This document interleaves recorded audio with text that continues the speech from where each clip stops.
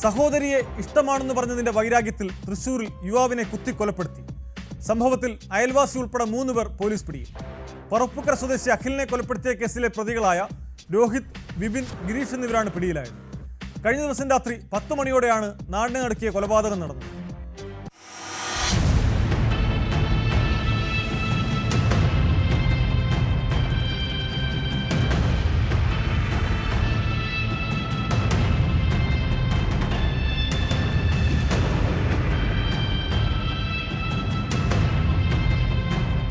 തൃശൂർ പറപ്പൂക്കര സ്വദേശികളായ രോഹിത്, പോപ്പി എന്നറിയപ്പെടുന്ന വിപിൻ, ഗിരീഷ് എന്നിവരാണ് പിടിയിലായത്.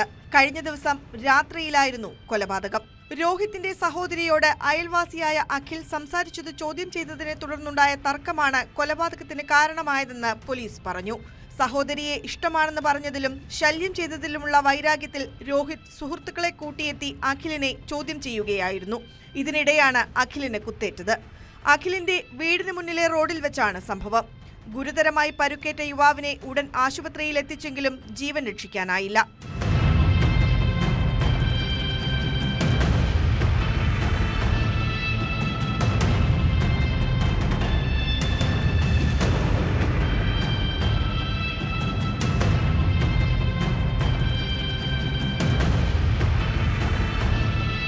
സംഭവശേഷം ബൈക്കിൽ രക്ഷപ്പെട്ട സംഘത്തെ പുതുക്കാട് പോലീസ് പുലർച്ചെയാണ് കസ്റ്റഡിയിലെടുത്തത്. പ്രതികളായ രോഹിത്തും വിപിനും നിരവധി ക്രിമിനൽ കേസുകളിൽ പ്രതികളാണ്. രോഹിത് പുതുക്കാട് പോലീസ് സ്റ്റേഷൻ പരിധിയിൽ കഞ്ചാവ് ബീഡി വലിച്ച കേസിൽ പ്രതിയാണ്. വിപിൻ ഇതേ സ്റ്റേഷൻ പരിധിയിൽ വധശ്രമക്കേസിലും ലഹരി ഉപയോഗിച്ച പൊതുജനങ്ങളെ ശല്യം ചെയ്ത കേസുൾപ്പെടെ മറ്റ് 4 ക്രിമിനൽ കേസുകളിലും പ്രതിയാണ്. നടപടിക്രമങ്ങൾ പൂർത്തിയാക്കിയ ശേഷം കോടതിയിൽ ഹാജരാക്കിയ പ്രതികളെ റിമാൻഡ് ചെയ്തു.